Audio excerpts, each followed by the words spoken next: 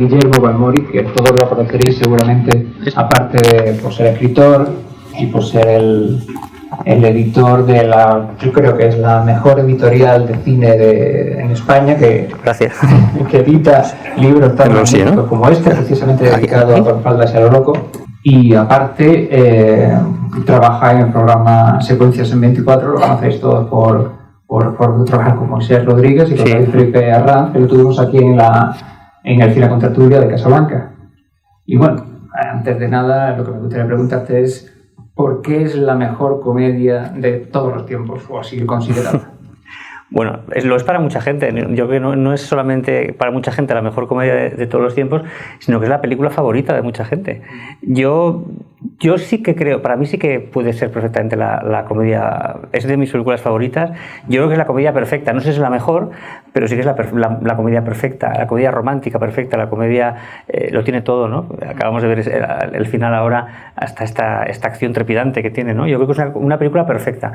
Para mí es la mejor de Billy Wilder, sin duda, la obra maestra de Billy Wilder, y yo creo que, sin lugar a dudas, es una película que nadie puede olvidar cuando la ve, y que yo creo que, fíjate, curiosamente es de las películas que, incluso siendo en blanco y negro, para mucha gente que a veces no entra en el cine en blanco y negro, es una película popular incluso para esa gente. Bueno, hablemos de Billy Wilder. He oído precisamente que tu época favorita de Billy Wilder, que se puede dividir en dos según los guionistas que tuvo, es la anterior, precisamente, la que tuvo con Brackett. Sí, Billy Wilder siempre decía que él no podía escribir un guión solo. De hecho, yo no sé si tiene algún guión solo escrito, pero siempre se buscó un compañero, siempre buscaba un compañero. Primero lo tuvo en Charles Brackett, cuando eran guionistas, que todavía no eran directores.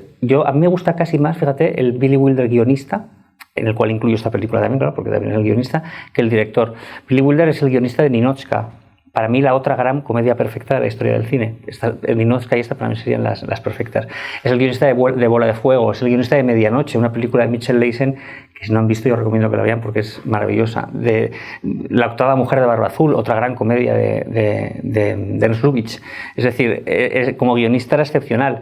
Como guionista también hizo incluso películas románticas tan maravillosas como Si no amaneciera, otra película de Mitchell Leisen, que es la que le hizo ser director de cine, porque decía que Mitchell Leisen le estropeaba sus guiones y que él quería dirigir.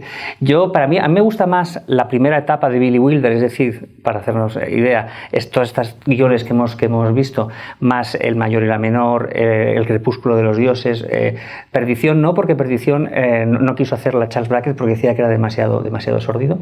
Pero bueno, esa primera etapa a mí me gusta porque Charles Brackett era un hombre sofisticado. Yo creo que la segunda parte de comedias de Billy Wilder, que inaugura esta, es la que hizo con A.L. Diamond. La primera que hicieron fue Ariane, que es la de Gary Cooper con Audrey Hepburn, que no fue un éxito, de hecho no es de las mejores, yo creo, y la segunda ya fue esta. A partir de aquí vendrían El apartamento, vendría Hermana Dulce, Bésame tonto, En bandeja de plata. Es decir, como ven, son dos tipos de comedia muy diferentes. Yo prefiero la primera, descaradamente, porque a mí me gusta más la comedia sofisticada que la comedia, entre comillas, más vulgar, ¿no? Por así decirlo. Para mí, Hermana Dulce, En bandeja de plata, Bésame tonto, son comedias no sofisticadas, son muy divertidas, no sofisticadas, y me quedo con la parte más sofisticada. Charles Brackett era un hombre muy culto, un abogado, él había estudiado leyes, era un hombre sumamente culto y sofisticado, cosa que Billy Wilder no era. Billy Wilder tenía muchísimo ingenio, pero no era un hombre sofisticado. Quizá fue sofisticándose por Brackett, le ayudó a sofisticarse. Yo creo que de la misma manera que decían que Ginger Rogers le daba sexy a Fred Astaire y Fred Astaire le daba elegancia a Ginger Rogers, aquí pasaba un poco lo mismo. Yo creo que Billy Wilder le daba sexy o le daba picante o digamos esa parte más, no chabacana, pero más fresca quizá a Charles Brackett, que era un hombre igual demasiado serio, pero Charles Brackett le daba esa sofisticación de alta comedia que era más Lubitsch, y se la daba a Billy Wilder. Billy Wilder, cuando se separaron, vino a decir que era como una caja de cerillas y una cerilla, es decir, Charles Brackett era la caja de cerillas y él la cerilla o al revés, y al frotar tanto se había desgastado que ya no hacían fuego, ¿no? Cuando la cerilla pasaba por la caja de cerillas ya no hacían fuego, y se buscó a Diamond. Diamond es otro tipo de humor. Para mí, esta película que acabamos de ver con Fantasía Loco, que con todo lo que he dicho es mejor para mí que todas las que hizo con Brackett, eso sirva de precedente. También hicieron 1, 2, 3, para mí otra grandísima comedia de Billy Wilder, maravillosa. Quitando esas dos, desde mi punto de vista, ni siquiera El apartamento cuenta, para mí, entre una obra tan redonda como las anteriores. Yo sé que El apartamento es una película muy famosa y todo, pero a mí, yo sinceramente siempre me ha decepcionado un poco. Y Irma la Dulce me parece un humor, desde mi punto de vista, directamente casi chabacano, y Bésame tonto a mí no me gusta, sinceramente. En Bandeja de plata la veo también. Es un humor, sigue teniendo esa picardía de Billy Wilder, pero le falta entre comillas, clase que tenía Brackett y que le aportaba. Por eso es la razón por la que yo prefiero. Con todo, bueno, así digo que esta que no es de Brackett, es el de Diamond, es la que más me gusta de todas, con todo esto que acabo de decir. Sí, bueno, era el segundo trabajo de Diamond conjuntamente con Billy Wilder. Sí, en Ariane. Y llega y sorprende con esta maravilla, ¿no? Que parece que es un guión perfectamente milimetrado, no solamente en estructura, que está muy bien estructurado, sino que es muy sutil, es como si cada línea de diálogo estuviera estudiada al máximo y le hubieran apretado los tornillos hasta las últimas consecuencias. Sí, es que está muy bien elaborado. Ellos se basaron en una película alemana que se llamaba Ellas somos nosotros. Era una película, la pueden ver creo que está en YouTube, se puede ver en alemán, claro, no está subtitulada. La cual sí que es verdad que había un contrabajista y un saxofonista, el contrabajista y un pianista, creo que era el otro, que se hacen pasar por mujeres, era un poco lo mismo, pero no tenía nada que ver en cuanto al desarrollo, ¿no? Era una comedia normal, pero él de ahí coge la idea. Yo creo que está sembrado en esa idea, porque si tú te das cuenta, ¿se había oído algo antes? Sí, ¿no? Si te das cuenta, yo creo que todo eso que dices es cierto, porque yo creo que es la eclosión de lo que le gustaba a Billy Wilder. Si nos damos cuenta, en el cine de Billy Wilder, todos son disfraces y todos son gente que se hace pasar por lo que no es. Eso que a veces es un hecho circunstancial en la película, a veces es el argumento de la película, pero otras veces es algo, un subargumento incluso, aquí se convierte en el centro. Si damos la vista atrás, vemos, por ejemplo, el debut de él en la dirección es El mayor y la menor, una película con Ginger Rogers, estupenda, en la cual ella se disfraza de niña pequeña para poder pagar el billete del autobús con precio de niño, con lo cual se está disfrazando de niña. En Sabrina, la hija del chofer se disfraza de mujer de mundo, ¿no?, que viene de París. En La tentación vive arriba, Tom Ewell se está todo el tiempo disfrazando, entre comillas, de todo lo que él imagina que es, esta especie de Walter Mitty. En Bandeja de plata, Jack Lemmon se hace pasar por un enfermo, o sea, por un lisiado, por un señor que está inválido, ¿no?, en ese momento. Por ejemplo, en Testigo de cargo, Marlene Dietrich, acuérdense que en una escena se hace pasar por otra señora que es la clave de la película. Es decir, está todo en Bésame tonto, la prostituta se hace pasar por ama de casa, el ama de casa se hace pasar por prostituta. Es decir, todo esto está continuo en el cine de Billy Wilder. Es decir, es lo que a él más le gustaba, yo creo, ¿no?, este cambio de identidad, ese disfraz. Pero en ninguna de esas películas que he nombrado es tan principal en el argumento como esta. Aquí es todo en la película, hasta tal punto que no solamente están engañando, se están disfrazando, sino que cambian de sexo. Es decir, es el disfraz ya rematado, ¿no? Es decir, lo que antes había insinuado o había, digamos, apuntado, o aquí ya es la eclosión de esos disfraces o de esas imitaciones, ¿no? Es el sueño de todo hombre, vestirse de mujer, ¿no? Sí, eso está implícito en nosotros. Luego decidieron situarlo en los años 20, que es en contra de Ellas somos nosotros, que nos situaban en la actualidad, lo situaron en los años 20. ¿Por qué?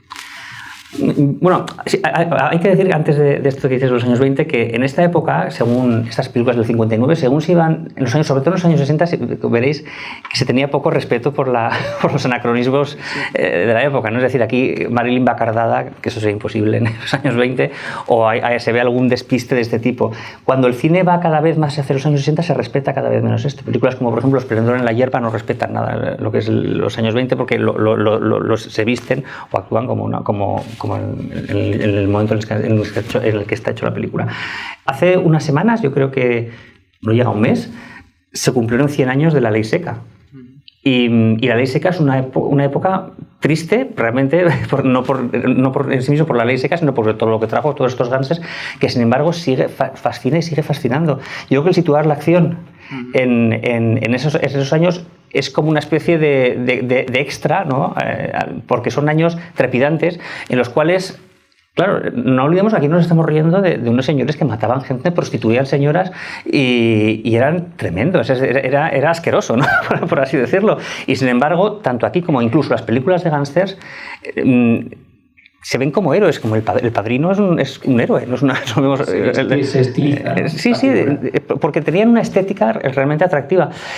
Yo creo que Billy Wilder aquí, me imagino que también Diamond, intentaron hacer ese homenaje a esos años que ellos habían vivido, claro, desde fuera, porque él estaba en Alemania, pero que fueron años muy tremendos, unos años de crisis, los años de la Gran Depresión. La ley seca estuvo vigente desde 1920 hasta 1932. Es justo donde se sitúa esto.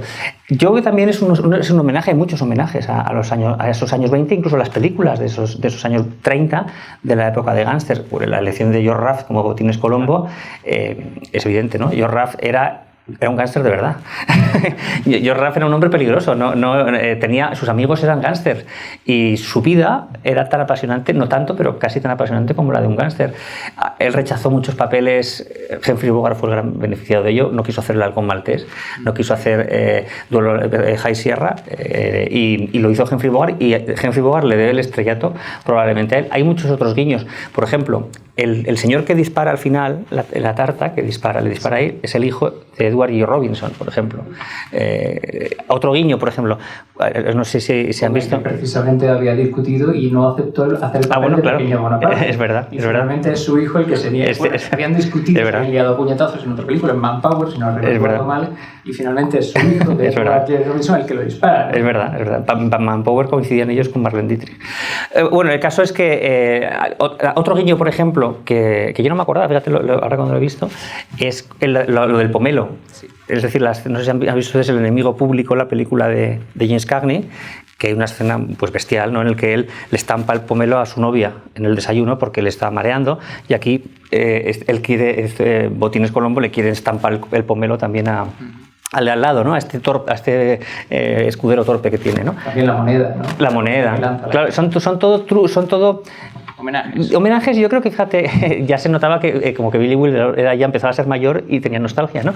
Y entonces, pues yo creo que era un poco, pues eso, es querencia, ¿no?, por situarlo en esa época. También es cierto que yo creo, y esto no lo sé, esto es cosecha mía, quizá para travestir a unos señores, esos sombreros años 20 que ocultaban prácticamente toda la cara porque solo servía el alerón de delante, pues podía ser una buena excusa para... Es decir, hubiese chirriado mucho más si las hubiesen puesto pelucas en los años 50, en los cuales los sombreros o no se llevaban o eran más abiertos, ¿no? Al llevar esos sombreros casco, creo que pueden ocultarse más los rasgos masculinos de los protagonistas. Quizá también para sortear el código de censura, el código Hays, bueno, quizá, porque claro, en los locos años 20 quizá era más normal travestirse. En los locos años 20, de hecho, estaba el cine, no estaba el código Hays todavía, con lo cual, no lo sé. Yo eso que dices de la censura, evidentemente la película no gustaría la censura. Lo que me extraña es cómo se pasaron ciertas cosas a la censura, ¿eh? Por ejemplo, la escena de los besos de Marilyn, no hay que olvidarse que solo se podía besar unos instantes, creo que eran 11 segundos. Cuando besabas 11 segundos había que apartarse, podías hacer otra vez acercarte, pero tienes que apartarte cada 11 segundos. Yo no lo he contado, pero son besos muy largos. No sé si la censura estaría... Bueno, la censura estaba empezando a desmoronarse ya, que no era la misma censura de 10 años antes. La primera opción, la primera opción, porque Billy Wilder siempre que preparaba una película, primero pensaba en el actor. Y una vez que pensaba en el actor, fabricaba la película. Por ejemplo, James Cagney, que era famoso por decir los diálogos muy, muy rápidos, le fabricó el personaje de 1, 2, 3 por esta cualidad que él tenía de hacer tan rápido de declamar tan rápido. Aquí, por lo visto, la primera opción fue hacerlo con Bob Hope y Danny Kaye. Pero no de una época más antigua, o sea, una idea que él tuvo más antigua, cuando eran cómicos, pues dos grandes cómicos, ¿no?, americanos. Sí que es verdad que después el reparto era Frank Sinatra, Tony Curtis y Mitzi Gaynor. Meter a Marilyn se metió porque United Artists quería una estrella más potente pero no quería Jack Lemmon. Es decir, quería a Marilyn para potenciar, pero no quería a Jack Lemmon porque Jack Lemmon no era una estrella en aquel entonces. Había ganado un Oscar al mejor actor secundario por Escala en Hawái, que es una película de John Ford, codirigida con Melville Leroy, pero no era una estrella. Ellos no tenían muchas... O sea, no les gustó mucho. Entonces, pero Billy Wilder quería a toda costa meter a Jack Lemmon. Y entonces, para poder meter a Jack Lemmon, tuvo que meter a Marilyn. Ese es el acuerdo que llegó con la productora. Vale, te accedemos a que metas a Jack Lemmon, que no nos parece lo suficientemente potente para taquilla, pero tienes que meter a una actriz súper taquillera. ¿Y quién era la actriz más taquillera entonces? Marilyn Monroe. Marilyn Monroe fue un problema porque, bueno, fue un problema por todo lo que conocemos, pero una de las ya de entrada, antes de empezar a rodar, ella tenía puesto por contrato que no rodaba películas en blanco y negro. Ella no quería rodar películas en blanco y negro. De hecho, rodó pues poquitas, por no decir, las primeras, La jungla de asfalto y todas estas, pero en cuanto tuvo poder, no quería rodar en blanco y negro. Entonces, Billy Wilder no quería rodar en color, pues porque de la misma manera que en Psicosis, Alfred Hitchcock decía que la sangre era demasiado potente en color, que Psicosis es un año después, pues aquí decía Billy Wilder que los maquillajes no iban a quedar bien en color, que iban a ser demasiado estrambóticos. Hay fotos en color de ellos, lo pueden ver ustedes en internet, ¿no? Hay fotos de ellos en color y se puede ver cómo quedaban. Entonces, no había manera de convencer a Marilyn hasta que al final le dieron un 10% de los beneficios de taquilla, aparte del sueldo que cobraba. Y solo con eso le pudieron convencer para que hiciese la película. Luego ya todo lo demás, pues yo he desconocido, eso de besar a Marilyn es como besar a Hitler, que decía Tony Curtis. ¿Han visto la escena esta del Bourbon, por ejemplo, cuando ella dice, ¿dónde está el Bourbon? Que lo busca entre los cajones. Tuvieron que repetir eso muchísimas veces. En los cajones ponía ¿dónde está el Bourbon? Para que ella lo leyese. y en todos los cajones ponía ¿dónde está el Bourbon? Y aún así tuvieron que repetirlo un montón de veces. O está eso de Hola, soy Sugar, ¿no? Que es famoso en YouTube. Hay incluso bromas, hay una actriz que ha hecho el Soy Sugar no sé, tenía que decir Hola soy Sugar, decía Sugar soy yo, soy Sugar yo, decía todo menos lo que tenía que decir y era desesperante, pero Billy Wilder siempre decía que se desesperaban, pero luego cuando por la noche iban y veían todo lo que habían rodado durante el día, decían, ha merecido la pena, porque realmente es increíble lo que sale aquí, ¿no? Ellos les traía desesperados y luego por la noche se arrepentían de haber reído con ella, ¿no? Billy Wilder dijo que su psiquiatra le había dicho, bueno, Billy Wilder tenía también mucho cuento, que todas estas cosas que él cuenta que le pasaban y demás, se vendía muy bien a sí mismo y no todo es real, se forjó Él decía que su psiquiatra le había dicho, que esto no sabemos, es así, ten en cuenta que un guionista tan bueno se guionizaba también a sí mismo. Él decía que su psiquiatra le había dicho que era demasiado rico y demasiado viejo para hacer otra película con Marilyn Monroe. y luego él al final dijo que al final de todos estos, lo que tardaba en llegar, ya llegaba siempre tarde, estas cosas que todos sabemos, pues que al final pudo leer Guerra y Paz y pudo leer un montón de horas en los momentos muertos que le culturizaron mucho, ¿no? Mientras esperaban a Marilyn. Yo creo que evidentemente la prueba está ahí, claro que merecía la pena, ¿no? Merecía la pena muchísimo. Además, él decía que ya estaba como muy dispersa, ¿no? Que la veía como ida en el rodaje, que estaba como ausente. La verdad es que, claro, estaba ya, pues me imagino que destrozada por todo lo que... Pero seguía teniendo esa magia. Fíjate que aquí estaba rellenita y perdió un hijo. Se quedó embarazada y perdió un hijo en el rodaje. Sí, bueno, ella estaba totalmente influida por la figura de Paula Strasberg, que era la mujer de Lee Strasberg. Siempre estaba allí con ella. Que trajeron el método Stanislavski a Nueva York. Y por Arthur Miller, que también la sobreprotegía demasiado. Al estar embarazada le pedía a Wilder que ajustara más sus horarios. Y decía a Wilder que, bueno, si viniera aquí a las 11 de la mañana, yo la soltaría no sé, 2 horas después, pero es que se presenta a la 1. No, claro. Sí, hombre, yo creo que era una mujer, un poco lo que le pasaba un poco, salvando las distancias, a Michael Jackson, ¿no? Son esta gente que ya son débiles ellos, entonces se rodean de un montón de personas que deciden por ellos, con lo cual ya no saben ni dónde están ni lo que hacen. Es decir, entre Strasberg, el marido, la maquilladora, no sé qué, todos influían y iban comiendo la cabeza a una mujer perdida, en el fondo, que bueno, pues acabó como acabó, pero que sigue teniendo esos destellos. Muy poquito después, el multimillonario y Vidas Rebeldes, creo que ninguna más. Iba a rodar Something's Got to Give, que era una película, ustedes han visto Mi mujer favorita, la película de Cary Grant con Irene Dunne, era un remake de esa película, lo iba a haber dirigido George Cukor, lo iba a haber hecho Dean Martin, Cid Charisse y ella. La Dulce se dice que también podría haberla hecho, ¿no? Pues eso no lo sabía, pero puede ser. Sí, que puede ser. Pero bueno, no lo sé, yo creo que a mí no me hubiese gustado. Bueno, sí, hubiese estado bien de La Dulce. Lo que está claro es que aparte de Marilyn, el que salió beneficiado de aquí fue Jack Lemmon, es decir, se come todo, claro, la película. Y cuando acabó esta película se convirtió no se convirtió totalmente en estrella, pero ya le estaba esperando Billy Wilder, ya estaba preparando durante el rodaje el apartamento, y con el apartamento sí que se convirtió en una gran estrella. De hecho, fue nominado a actor principal siendo un secundario en esta película, porque el principal es Tony Curtis. Es verdad. Es la estrella un poco antiestrella, ¿eh? Quiere decir que es una estrella que no parece una estrella. no es un galán, es un poco... Es decir, se le puede considerar ser una estrella por la fama que tiene, pero no por la estética ni por el estilismo que tenía, ¿no? Yo creo que empezó un poco ahí a cambiar Hollywood con actores como este. A mí Jack Lemmon no es un actor que me guste demasiado. Quiero decir, aquí en esta película me gusta muchísimo, pero no, me carga un poco. Yo tengo que reconocer que no, en las películas de después digo Irma la Dulce y demás, que a mí la Dulce no me gusta nada. Entonces, no sé, no es una... Y Tony Curtis, que siempre quiso ser Cary Grant, aquí lo imitaba, ¿no? Con el acento, pues está bien. Yo odiaba a Marilyn, según decía, ¿no? Sí, bueno, es el único actor en la película que tiene 3 papeles y eso quizá no se la valora claro. demasiado. Bueno, es lo que estábamos hablando antes de los actores que se visten y revisten aquí. Billy Wilder hace el triple salto mortal porque, lo que dices tú, interpreta, no solamente desdobla su personalidad una vez, sino la desdobla 2 veces. Con lo cual... luego los actores. Había, por ejemplo, la que hace, por ejemplo, de directora de la orquesta, me parece sensacional. La actriz no recuerdo el nombre ahora, me parece buenísima, lo mismo que el director de la orquesta. Claro, es que en Estados Unidos, Garci, por ejemplo, siempre dice que los extras en Estados Unidos son profesionales, y es verdad, todo está cuidadísimo, y eso se ve, ¿no? en estas películas. Ese hotel, por ejemplo, la selección del hotel, por ejemplo. La selección del hotel, ya, por cierto, es un hotel que se llama del Coronado, está en San Diego, si alguien quiere ir a verlo. Está todavía y sigue igual, sigue teniendo la misma estructura y todo.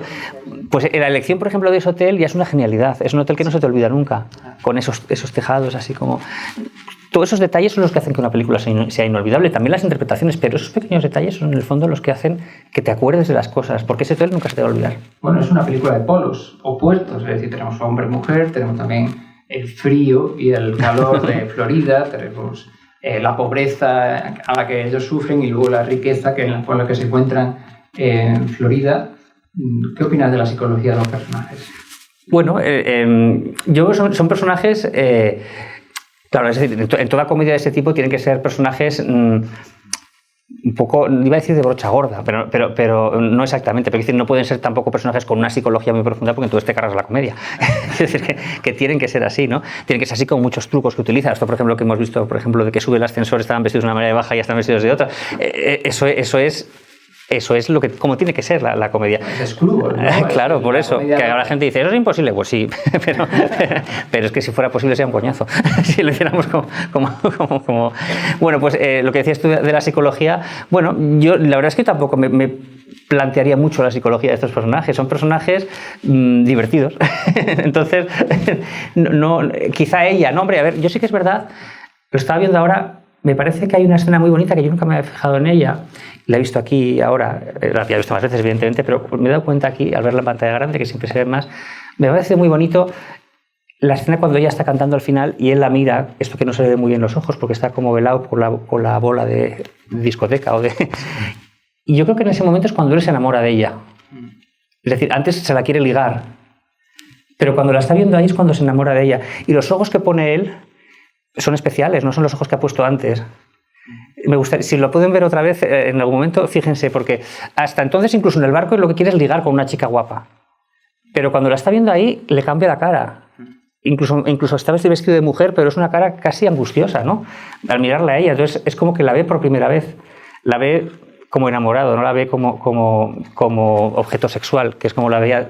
Marilyn decía, su marido precisamente, decía que para él Marilyn era una mujer que está intentando recitar a Shakespeare en una esquina mientras la gente le quita la ropa a tirones, ¿no? Eso es lo que para él era Marilyn. Yo creo que Marilyn con el tiempo ha ganado, porque hoy en día yo creo que es más admirada incluso por las mujeres que por los hombres. Y esto es un triunfo para ella, porque de ser un objeto sexual que mucha gente es lo que tomaba, no consideraba ni que fuera buena actriz, ni que tuviera fondo de nada, sino que era una mujer sexy y descarada. Joan Crawford decía que echaba los pechos a la cara de la gente. Y eso ha pasado, gracias a Dios ha pasado.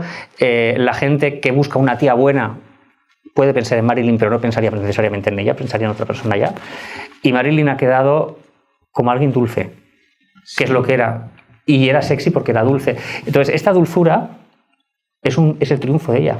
Yo creo que está recordada por eso y no por lo otro. Es un triunfo. Pero también como un ser desprotegido, ¿no? Sí. Sabiendo cómo terminaría, la vemos, es un ser muy... Ella jugaba siempre con su propia vida, ¿no? Es la imagen que daba, incomprendida y explotada. Pero es un ser frágil pero no pusilánime, es decir, esa fragilidad es a la vez una fuerza, ¿eh? Es decir, una mujer que decía las frases que decía, que hacía las cosas que hacía, que se vestía como se vestía. Todo eso no demuestra una personalidad pusilánime, demuestra una mujer quizá débil, pero a la vez determinada, ¿no? Y con empuje. La vida pudo con ella, en todo este jarana que tenía mental, ¿no? Pero yo creo que no es simplemente una mujer desprotegida. Una mujer desprotegida te da pena. Y ella no te da exacta pena, te da ternura, que es diferente. Y yo creo que te da ternura porque tiene esa fuerza también. Es un poco el caso de Rita Hayworth, ¿no? Son mujeres, tú ves Hilda y ves una mujer despampanante, pero ves bondad en el fondo, ves ternura, ves dulzura. Eso es lo que les hace mágicas a las dos. Sí, te deja la película, te deja grandes momentos como la canción de I Wanna Be Loved by You. Claro, esa canción que era de Helen Kane. Hay una película de Fred Astaire que se llama Tres palabritas, Three Little Words, no está estrenada aquí en España, está en DVD si la quieren ver. Y allí Helen Kane, Debbie Reynolds, que debuta en esa película, canta I Wanna Be Loved by You, doblada por la auténtica Helen Kane, que os digo por si quieren escuchar la verdadera Helen Kane, cómo cantaba la canción. La cantaba más chistosa, pero Marilyn, que decían que no tenía buena voz, madre mía, era espectacular incluso en la voz, ¿no? Helen Kane era la chica que inspiró a Betty Boop, este Pupupidú que hacía Betty Boop. Lo inspiró Helen Kane. Yo creo que esa canción que ha quedado como la más famosa de ella, esta última que veíamos, incluso la que toca en el vagón con el Running Wild, yo creo que es una voz realmente prodigiosa. Yo diría que yo no sé si es una voz buena, sí lo sé, es una voz buena, pero aparte de buena o mala, es decir, una voz lírica muy, muy buena a veces es virtuosa y nada más, es fría. Le pasa como a Ava Gardner la doblaban a veces las melodías, las que rodó Magnolia, por ejemplo, se las doblaron. En el disco sí que le dejaron poner a ella la voz, porque la engañaron cuando ella fue al estreno, había visto que la habían doblado. Y tú ves la voz de Magnolia de la película, la película normal, y es lírica, pero es fría. Sin embargo, hoy es el disco y es cálida, y era la voz de Ava Gardner. Es lo mismo. Bueno, otra escena, sin duda, pues podemos hablar de las maracas, famosa de las maracas, que yo creo que fue la única escena que volvió a ser rodada de nuevo, una vez terminada la película, por el problema que suponía, ¿no? Pues había ese problema con la censura, que ya digo que incluso, yo no sé en España, se estrenó más tarde, yo no sé cuándo se estrenó, pero no se estrenó en la época. España tuvo 3 o 4 años después. Tuvo solo 3 o 4 años, ¿no? O sea, pues tampoco entiendo cómo se estrenó. Es que bueno, en España a veces estrenan cosas que a veces no te explicabas cómo. Sí, bueno, la escena esa de las maracas, digamos, es una absurdez en realidad, es como la última, ¿no? Pero sí que es verdad que, claro, creaba un problema moral, ¿no? Por así decirlo. Michelle Leisen, la que tanto atacaba a Billy Wilder y que yo defiendo siempre, decía que en el Hollywood de aquella época podías hacer casi de todo, que siempre que lo hicieras con buen gusto. Es decir, que no era verdad que no se pudieran hacer las cosas, que no se podían hacer, pero si hacías esas cosas con buen gusto, al final te costaba, pero al final podías meterlo. Esta película no es que esa escena sea especialmente de buen gusto, pero está tratado muy bien el tema. Es decir, está tratado con una comicidad, claro que es un genio para saber. Esto también me imagino que requeriría también convencer al censor y dependería del censor que te tocase. Claro, porque había censores más permisivos, otros menos permisivos. Esta película es del año 59. En el año 66, cuando se estrena Quien tema a Virginia Woolf, ya el código Hays cae, ¿no? En Quien tema a Virginia Woolf empiezan a decirse, por así decirlo, los primeros tacos en una película. Y se lo carga, pero se lo cargan no porque se derogue, sino se lo cargan porque las películas poco a poco, por inercia, o sea, sin proponérselo, se lo fueron cargando. Esta película fue determinante, esa escena que dices tú fue determinante en cargarse poco a poco esto. Se lo cargó, se lo había cargado antes un tranvía llamado Deseo, casi 10 años antes. Aquí también en Cine con Tertulia. Pues esa es otra película que se fue cargando el código Hays, ¿no? Sí, bueno, y sobre todo porque desautorizó el código Hays el hecho de que tuviera tanta aceptación y tanta taquilla esta película. Claro, eran películas muy populares. Es que Billy Wilder daba con la clave, ¿no? de lo que le gustaba a la gente. Daba con la clave y la sigue dando, porque es un cineasta que, junto con Alfred Hitchcock, yo creo que es el cineasta más popular de los clásicos entre la gente, ya no digo entre un cinéfilo, entre la gente que le gusta el cine simplemente, ¿no? Que yo creo que a mí me gusta la gente que le gusta el cine más que los cinéfilos. pero bueno, pues yo creo que se ha hecho por eso, porque él sabía lo que le gustaba a la gente y nunca supo lo que le gustaba a la gente más que con esta película. Es la película más famosa de él. Yo me acuerdo en los años 80, cuando estaba el VHS y todo esto, que yo veía, era muy pequeño, yo tendría igual, no sé, 16 años. Bueno, pequeño, era joven. Y yo me acuerdo que veía las listas de las películas más alquiladas, porque entonces alquilaban en los videoclubs, y era la única antigua que había. Es decir, siempre estaba pues las de Rambo, ¿no? En aquella época, o las de Stallone, o las de Terminator y tal. Y siempre estaba con Faldas y a lo loco. La única que había, siempre. Y esto es conectar con el público. Totalmente. Y bueno, ya la última pregunta antes de irnos, que se hace tarde. El final. Era un final provisional que no sé, hasta el último momento no se decidió dejarlo porque era perfecto. A mí no es un final que me encante, te aviso. Quiero decir, yo esa fama que tiene ese final, yo cuando vi la primera de la película se me pasó casi desapercibido. Luego empecé a ver que era un final muy querido por la gente, ¿no? A mí no me parece, creo que es demasiado la fama que tiene ese final para mí, ¿eh? Es decir, me parece un final un poco tonto. No me parece a la altura de otras escenas de la película mucho más elaboradas desde un punto de vista de guión. Es decir, eso es acabar por acabar, ¿no? De alguna manera.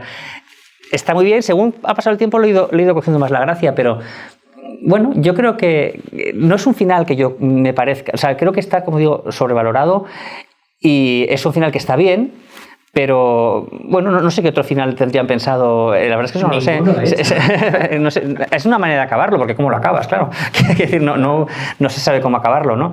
Pero gustándome, no lo encuentro sobrevalorado, sinceramente, ese final. El icono queda, ¿no? No, el icono queda, claro. Bueno, pues lo dejamos aquí, pues son ya las 12, nos tenemos que ir. Tenéis con vosotros a Guillermo Balboni, después podéis hablar con él a la salida si os apetece, y hasta aquí Cine con Tertulia. Muchísimas gracias por haber venido. Muchas gracias. ¿Esto se paga, no?